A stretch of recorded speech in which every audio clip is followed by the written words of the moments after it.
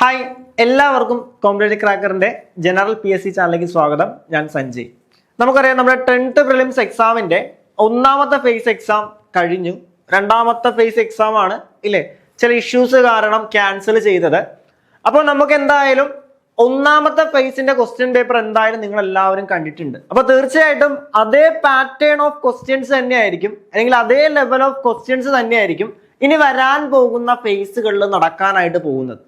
അപ്പൊ അതുകൊണ്ട് തന്നെ ഒന്നാമത്തെ ക്വസ്റ്റ്യൻ പേപ്പർ കൃത്യമായിട്ട് അനലൈസ് ചെയ്ത് ഇനി പഠിക്കാനായിട്ട് ശ്രമിക്കണം, എങ്കിലേ നിങ്ങളുടെ മാർക്ക് ഇംപ്രൂവ് ആക്കാനായിട്ട് സഹായിക്കുകയുള്ളൂ. അപ്പൊ നമ്മൾ ഈ ഒരു സെക്ഷൻ ഡിസ്കസ് ചെയ്യാനായിട്ട് പോകുന്നത് ഒന്നാമത്തെ ഫേസ് എക്സാമിലെ ചോദ്യങ്ങളുടെ ഉറവിടം എവിടെ നിന്നാണ് ഈ ചോദ്യങ്ങൾ വന്നിട്ടുള്ളത്. അപ്പൊ ആ ഏരിയാസ് കൂടുതൽ ഫോക്കസ് ചെയ്ത് പഠിച്ചു കഴിഞ്ഞാൽ ഇനി വരാൻ പോകുന്ന പ്രിലിംസ് എക്സാമുകൾക്ക് നമുക്ക് കുറച്ചുകൂടി അല്ലെങ്കിൽ ക്വസ്റ്റ്യൻ ആൻസർ ചെയ്യാനായിട്ട് സാധിക്കും.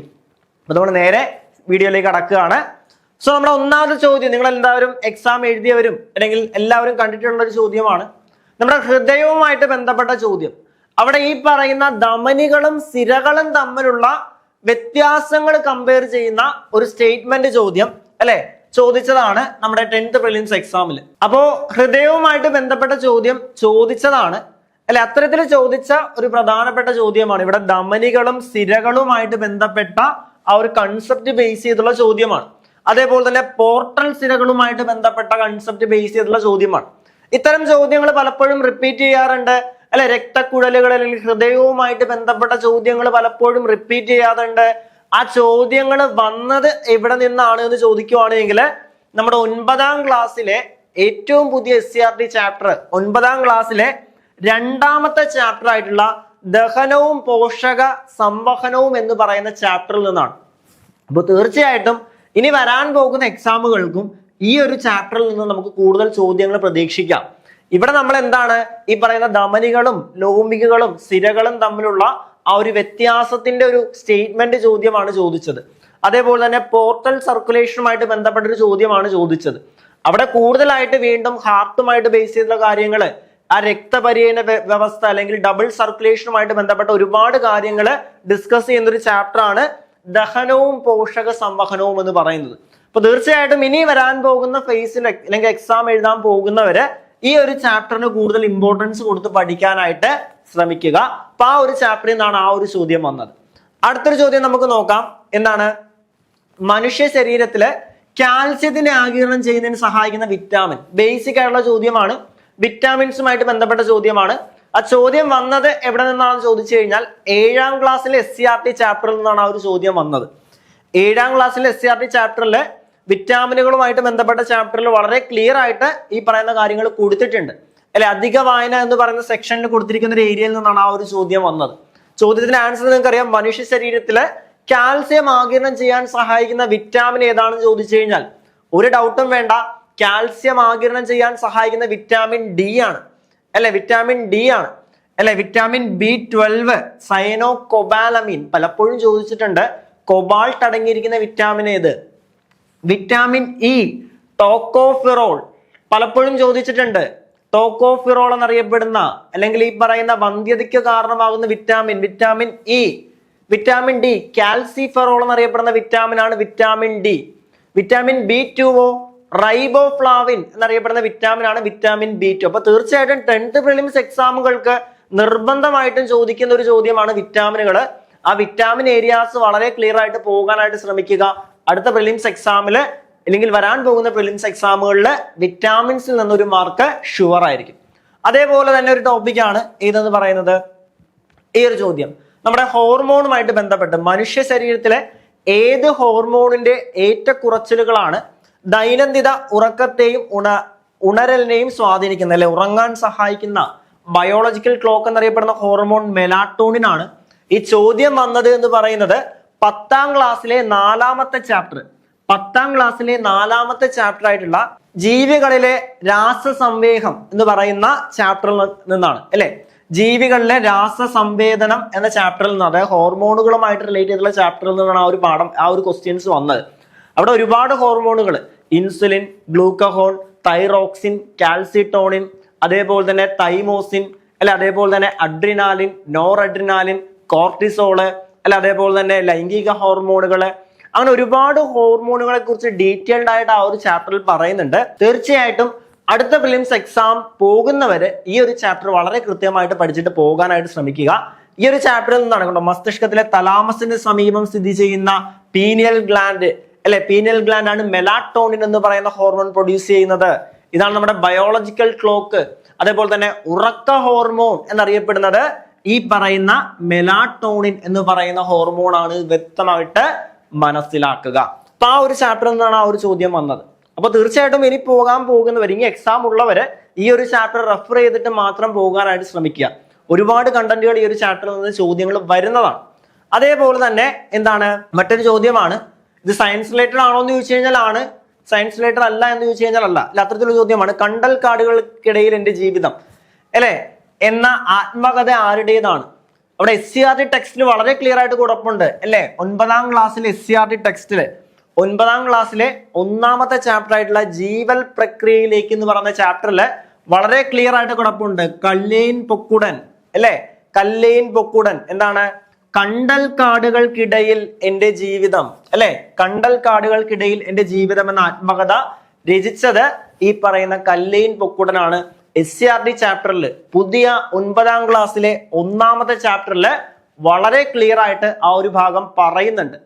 അടുത്തൊരു ചോദ്യം നമുക്ക് നോക്കാം. എന്താണ് ഈ പറയുന്ന എന്തുമായിട്ട് ബന്ധപ്പെട്ട് മലിനമായ മണ്ണ്, ജലം, വായു തുടങ്ങിയ ചുറ്റുപാടുകളിൽ നിന്ന് മാലിന്യങ്ങൾ നീക്കം ചെയ്യാൻ സൂക്ഷ്മാണുക്കളെയും സസ്യങ്ങളെയും ഉപയോഗിക്കുന്ന സാങ്കേതിക വിദ്യ ഏത്? അതും SCERT ചോദ്യമാണ്. ഏതാണ് ആൻസർ? ആൻസർ ബയോ റെമിഡിയേഷൻ ആണ്. ഈ പറയുന്ന മണ്ണ്, ജലം, വായു തുടങ്ങിയ മലിനമായ ചുറ്റുപാടുകളിൽ നിന്ന് മാലിന്യങ്ങൾ നീക്കം ചെയ്യാൻ സഹായിക്കുന്ന സൂക്ഷ്മാണുക്കളെയും സസ്യങ്ങളെയും ഉപയോഗിക്കുന്നു. അതായത് SCERTയിലെ അതേ സ്റ്റേറ്റ്മെന്റ് തന്നെയാണ് കേട്ടോ, അതേ സ്റ്റേറ്റ്മെന്റ് തന്നെയാണ് PSCയിൽ ചോദ്യമായിട്ട് വന്നിരിക്കുന്നത്. ഏത് ചാപ്റ്ററിൽ നിന്ന്? 10ാം ക്ലാസ്സിലെ 6ാമത്തെ ചാപ്റ്റർ ആയിട്ടുള്ള ജീവശാസ്ത്രവും സാങ്കേതിക വിദ്യയും എന്ന് പറയുന്ന ചാപ്റ്ററിലെ അതേ സ്റ്റേറ്റ്മെന്റ്, ഡിറ്റോ അതേ സ്റ്റേറ്റ്മെന്റ് PSC ചോദ്യമായിട്ട് ചോദിച്ചിരിക്കുകയാണ്. അപ്പൊ ആ ചോദ്യം എവിടെ നിന്ന് വന്നതാണെന്ന് ഇങ്ങനെ എടുത്ത് പറയണ്ടല്ലോ അല്ലെ. ഇപ്പൊ SCERT ചാപ്റ്റർ ആണ് അവിടെ നിന്ന് പ്രധാനമായിട്ടും ചോദ്യങ്ങൾ വന്നിട്ടുള്ളത്. അടുത്തൊരു ചോദ്യം നമുക്ക് നോക്കാം. ഡോട്ട്സ് ഏത് രോഗത്തിന്റെ ചികിത്സാ രീതിയാണ്? PSC പഠിക്കുന്നവർ ആദ്യമായിട്ട് പഠിക്കുന്ന ഒരു ടോപ്പിക്കാണ് ഈ പറയുന്ന ഡോട്ട്സ്, രോഗങ്ങളും രോഗകാരികളും. സാധാരണഗതിയിൽ SCERTയിൽ നിന്ന് തന്നെയാണ് ചോദ്യങ്ങൾ വരുന്നത്. അത്തരത്തിൽ വന്ന 10ാം ക്ലാസ്സിലെ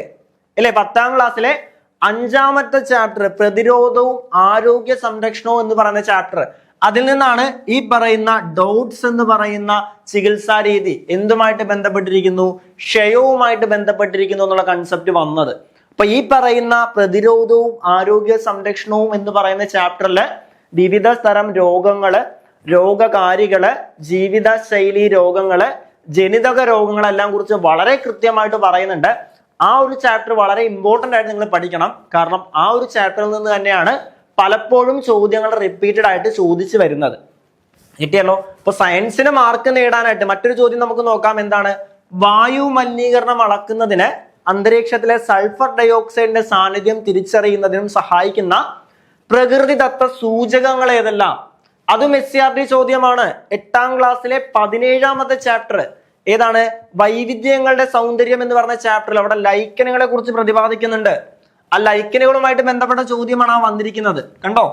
ഇപ്പൊ നോക്കുവാണെങ്കിൽ ഈ കഴിഞ്ഞ പ്രിലിംസ് എക്സാമുകളിൽ സയൻസിൽ നിന്ന് വന്ന 7 ചോദ്യങ്ങളും, സയൻസുമായിട്ട് റിലേറ്റ് ചെയ്തിട്ടുള്ള ബയോളജിയിൽ നിന്ന് വന്ന 7 ചോദ്യങ്ങളും SCERTയിൽ നിന്ന് തന്നെ വന്നതാണ്.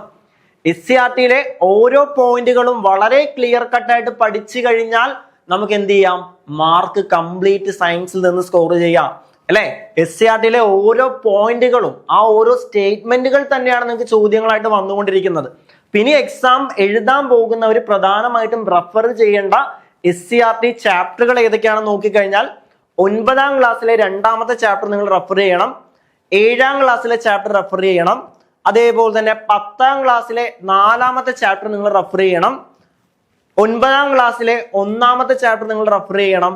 അതേപോലെ 10ാം ക്ലാസ്സിലെ 6ാമത്തെ ചാപ്റ്റർ ജീവശാസ്ത്രവും സാങ്കേതിക വിദ്യയും എന്ന് പറയുന്ന ചാപ്റ്റർ നിങ്ങൾ റെഫർ ചെയ്യണം.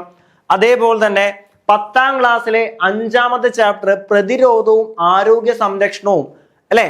അതേപോലെ തന്നെ 8ാം ക്ലാസ്സിലെ 17ാമത്തെ ചാപ്റ്റർ വൈവിധ്യങ്ങളുടെ സൗന്ദര്യം, ഈ ചാപ്റ്ററുകൾ നിങ്ങൾ വളരെ ക്ലിയർ ആയിട്ട് എന്ത് ചെയ്യണം, റെഫർ ചെയ്യണം അല്ലെ.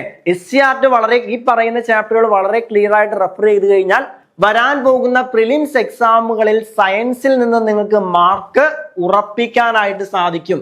ഓക്കെ, പിന്നെ പ്രിലിംസ് എക്സാം എഴുതാൻ പോകുന്നവര് പ്രധാനമായിട്ടും SCRT തന്നെ ഫോക്കസ് ചെയ്ത് പഠിക്കാനായിട്ട് ശ്രമിക്കുക. ഈ SCRTയിൽ നിന്ന് തന്നെയാണ് ഇപ്പൊ സയൻസിന്റെ മാത്രമല്ല GKയുടെ പല ചോദ്യങ്ങളും, ചിലതൊക്കെ +1 +2 റിലേറ്റഡ് ആയിട്ടുള്ള ചോദ്യങ്ങൾ കയറി വന്നിട്ടുണ്ട്, ഇല്ലാന്നല്ല. എങ്കിൽ പോലും ഒരു മെജോറിറ്റി ചോദ്യങ്ങളും നമുക്ക് SCRT ബേസ് ചെയ്തിട്ടുള്ള ചോദ്യങ്ങൾ തന്നെയാണ് GKയിൽ നമുക്ക് വന്നിട്ടുള്ളത്. അപ്പൊ അതുകൊണ്ട് തന്നെ SCRT വളരെ ക്ലിയർ ആയിട്ട് പഠിക്കുക. അതിലെ ഓരോ പോയിന്റുകളും ഓരോ മൈന്യൂട്ട് ആയിട്ടുള്ള കാര്യങ്ങളിൽ നിന്ന് വരെ എന്ത് വന്നിട്ടുണ്ട്, ചോദ്യങ്ങൾ നമുക്ക് വന്നിട്ടുണ്ട്. അപ്പൊ തീർച്ചയായിട്ടും നമ്മുടെ 10th പ്രിലിംസ് കഴിഞ്ഞു കഴിഞ്ഞാൽ പിന്നീട് നമ്മുടെ 10th മെയിൻസിന് വേണ്ടി പ്രിപ്പയർ ചെയ്യുക.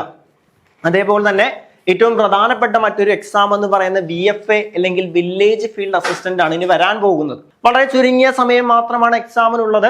ആ ചുരുങ്ങിയ സമയം കൊണ്ട് എക്സാമിന് പ്രിപ്പയർ ചെയ്യാൻ ആഗ്രഹിക്കുന്ന ഉദ്യോഗാർത്ഥിയാണ് നിങ്ങളെങ്കിൽ നിങ്ങൾക്ക് വേണ്ടിയിട്ടുള്ളതാണ് കോമ്പറ്റേറ്റീവ് ക്രാക്കറിന്റെ പുതിയ ബാച്ച്.